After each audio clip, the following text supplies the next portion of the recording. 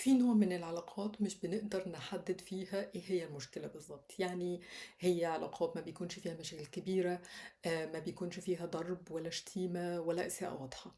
لكن مع الوقت بنحس فيها ان احنا مش احنا، بنحتاج ان احنا نغير من شخصيتنا علشان الطرف التاني ما يزعلش، بنحتاج ان احنا نفسر ونبرر كتير. العلاقات دي بتستهلك طاقتنا مع الوقت ومنبقاش عارفين بالظبط هل المشكلة بتكون فينا ولا في الطرف التاني. يعني ايه علاقة بتستهلكك؟ هي العلاقة اللي فيها تفاصيل صغيرة بتخليك دايما على أعصابك وبتخليك تفكر دايما قبل ما تتكلم، وتخليك حريص طول الوقت انك ما تزعلش الطرف التاني، يعني تبطل تبقى نفسك علشان العلاقة تفضل كويسة. تبرر تصرفاتك للطرف التاني طول الوقت لما تبقى الطرف اللي دايما بيتفهم وبيتنازل طول الوقت، لما تحس طول الوقت ان كل مشاعرك وكلامك مش مسموعين او مش مفهومين. العلاقة المرهقة بتخليك في حالة من الإجهاد النفسي المستمر، مش بس علشان الطرف التاني دايما بيستهلك طاقتك، لأ، كمان من نفسك لأنك طول الوقت حاسس إنك مقصر ومهما عملت مش كفاية. طيب إيه هو الفرق ما بين التعب الطبيعي وما بين الاستنزاف؟ التعب الطبيعي بتكون دايما نتيجته إيجابية، يعني بيقوي العلاقة دي، بيخلي الشخصين مترابطين أكتر.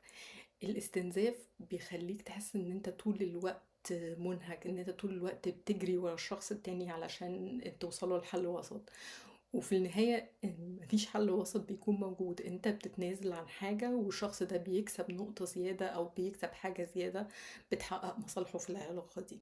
يعني تعب النمو بيكون لما بنحاول نفهم بعض اكتر، نعالج المشاكل، نشوف طريقة مناسبة في ان احنا ازاي نتعامل مع بعض بشكل صحي. ده تعب مؤقت ونتيجته بتكون قرب اكتر وامان اكبر.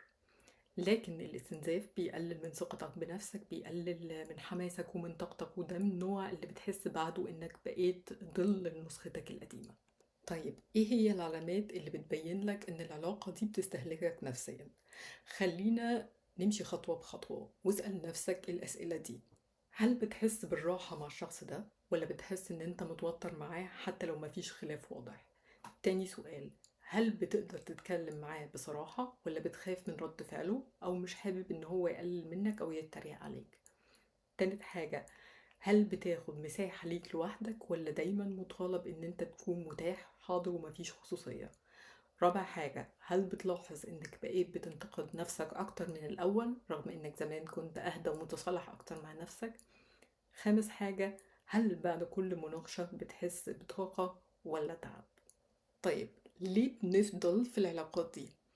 أول حاجة إن إحنا بيكون عندنا أمل إن الشخص ده هيتغير، أو إن تعبنا اللي إحنا تعبناه هيكون ليه تقدير. ممكن كمان يكون إن إحنا اتعودنا على النمط ده من سن الطفولة، يعني اتعودنا على الحب المشروط، إن إحنا لازم نبذل مجهود كبير علشان نتحب. وده طبعا اتعودنا عليه من العلاقات اللي حوالينا، من العلاقات بتاعت أهلنا، أصحابنا، والناس القريبين مننا. لو انت حاسس ان انت في علاقة بتستهلكك وحاسس ان انت شخصيتك بتتغير في العلاقة دي، ما تنساش تتابع سلسلة العلاقات السامة وازاي ان انت تقدر تتعامل معاها. الفيديوهات دي هتكون متاحة على مدار شهر مايو على القناة بتاعتنا على اليوتيوب.